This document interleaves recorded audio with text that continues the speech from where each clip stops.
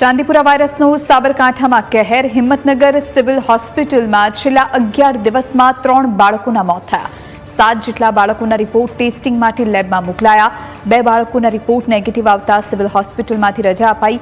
1 બાળકના વાલી તબીબોની સલાહ વિરુદ્ધ બાળકને હોસ્પિટલમાંથી લઈ અને ગાયબ થયા. કેસમાં વધારો થતા આરોગ્ય વિભાગ દોડતું થયું છે. ચાંદીપુરા વાયરસ સામે બાળકો લડત આપી રહ્યા છે. પીડિયાટ્રિક તબીબ દ્વારા વોર્ડમાં રાખવામાં આવી રહ્યું છે વિશેષ ધ્યાન. ડોક્ટર દ્વારા સાવચેતીના ભાગરૂપે સલાહ આપવામાં આવી રહી છે.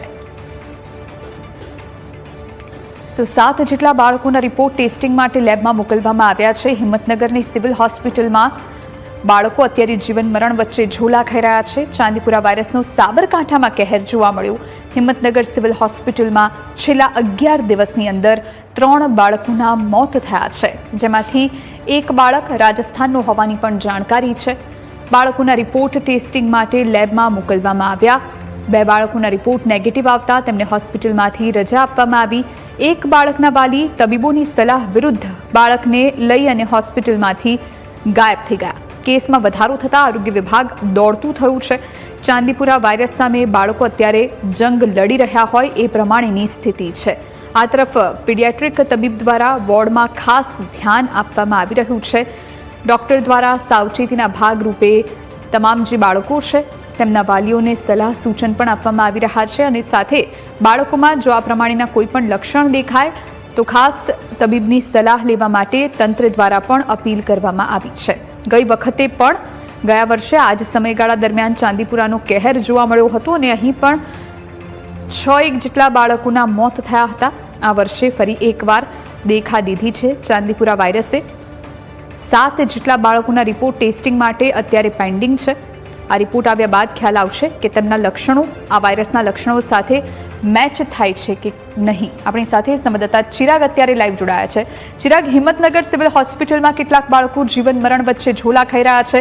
ચાંદીપુરા વાયરસને લઈ અને રિપોર્ટની રાહ જોવામાં આવી રહી છે. જોકે 1 બાળકનું મોત પણ થયું હોવાની જાણકારી છે. શું માહિતી અત્યારે? જે ચોક્કસ જે પ્રમાણે સાબરકાંઠા જિલ્લામાં ચાંદીપુરમ વાયરસના જે અત્યાર સુધીમાં 7 જેટલા કેસો નોંધાયા હતા, તેમાંથી જે 2 બાળકો છે તે 2 બાળકોના રિપોર્ટ નેગેટિવ આવ્યા છે. હજુ પણ 2 બાળકોના રિપોર્ટ છે તે સેમ્પલ અર્થે જે લેબોરેટરીમાં મોકલવામાં આવ્યા છે અને તેમાંના 3 બાળકોના જે છે તે મૃત્યુ નિપજ્યા છે.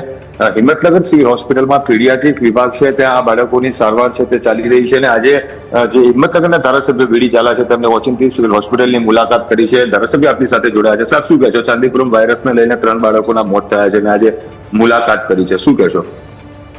એટલે તાબડતોબ સમાચાર મળતા જ અહીંયા સિવિલ હોસ્પિટલ અમે આવ્યો છું. આપણા આરએમઓ ડોક્ટર જાની સાહેબ અને તાલુકા પંચાયત પ્રમુખ નરેશભાઈ પરમારની સાથે વોર્ડની પણ મુલાકાત લીધી છે અને બાળકોની જે સારવાર ચાલી રહી છે ત્યાં પણ એમને પણ પૂછપરછ કરીને એમના વાલીઓ જે છે એ વાલીઓ સાથે પણ ચર્ચા કરી છે. અને મેડિકલ સ્ટાફ અને ડોક્ટરો પણ ખરેખર ત્યાં તૈયાર છે. 3 જે ડેથ થયા છે બાકીના સારવાર વચ્ચે પોઝિટિવ બીજા નથી, 2 પોઝિટિવ છે, બાકીના તો સાદા છે.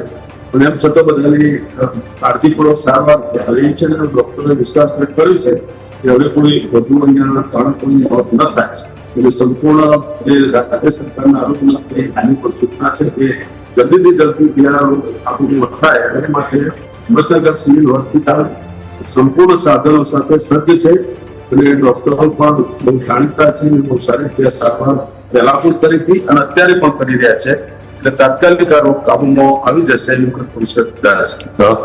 સિવિલ હોસ્પિટલના આરએમઓ વિપુલ જાની પણ આપણી સાથે જોડાયા છે. સાહેબ, શું કહેશો? ચાંદીપુરમ વાયરસના કેટલા કેસો નોંધાયા છે, કેટલા બાળકોના મૃત્યુ થયા અને કયા પ્રકારની સારવાર આપવામાં આવી છે? 26 તારીખ લઈને અત્યાર સુધીમાં આપણા પાસે 7 પેશન્ટ નોંધાયેલા છે, જેમાંથી 1 પેશન્ટ પોઝિટિવ આવ્યું એનું ડેથ થયેલું છે અને 1 નેગેટિવ હતું એનું પણ ડેથ થયેલું છે. 1 રિપોર્ટ પેન્ડિંગ છે પરંતુ એનું થઈ ચૂકેલું છે અને 2 સારવાર હેઠળ છે. અત્યારે પીઆઈસી વિભાગમાં નીચે ગ્રાઉન્ડ ફ્લોર પર એનું પીડિયાટ્રિક ટીમ એની સારવાર કરી રહી છે.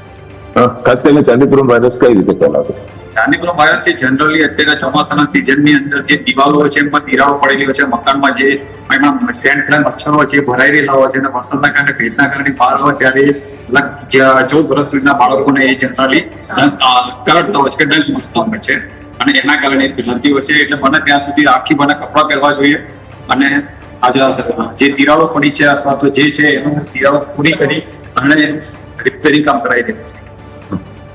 જે પ્રમાણે સિવિલ હોસ્પિટલની અંદર જે ચાંદીપુરા વાયરસ છે જેના કેસ નોંધાયા છે અને બાળકોના સેમ્પલ લેવામાં આવ્યા છે, લેબોરેટરી અર્થે સેમ્પલ મોકલવામાં આવ્યા છે, પરંતુ જે પ્રમાણે 3 બાળકો એમાંથી એક બાળકનો જે રિપોર્ટ પોઝિટિવ આવ્યો હતો ને તેનું મૃત્યુ નીપજ્યું છે, એક નેગેટિવ જે રિપોર્ટ આવ્યો હતો તે બાળકનું પણ મોત નીપજ્યું છે. એટલે કે જે બાળકનું મૃત્યુ તે નીપજ્યું છે તેનો હજી એક જે બાળક છે તેનો રિપોર્ટ આવવાનો પણ બાકી છે. એટલે કે 3 બાળકોના અત્યાર સુધીમાં જે મૃત્યુ નીપજ્યા છે તેને લઈને ધારાસભ્ય સહિત જે અત્યારે સરપ્રાઇઝ મુલાકાત સિવિલ હોસ્પિટલની કરવામાં આવી હતી ને સિવિલના જે તબીબો છે, જે આરએમઓ સહિતના જે અધિક્ષક છે તે લોકોને પણ વહેલા સૂચન છે તે આપવામાં આવ્યું છે અને બાળકોની સારવારમાં કોઈ પણ પ્રકારની તકલીફ ન પડે તેને લઈને રાજ્ય સરકાર સુધી પણ વાત જે છે તે કરવાની બાંયધરી આપવામાં આવી છે. જે પ્રમાણે આરોગ્ય વિભાગ દ્વારા જે વાત છે તે કરવામાં આવી છે અને આરોગ્ય વિભાગ દ્વારા સતત મોનિટરિંગ છે તે કરવામાં આવી રહ્યું છે. એટલે કે ચાંદીપુરા વાયરસ છે તેની સામે જે અત્યાર સુધી 2 બાળકો જે સિવિલ હોસ્પિટલની એડમિટ છે તે બાળકોની સારવાર હાલ ચાલી રહી છે, પરંતુ જે રિપોર્ટ છે તે સેમ્પલ અર્થે મોકલવામાં આવે છે અને રિપોર્ટ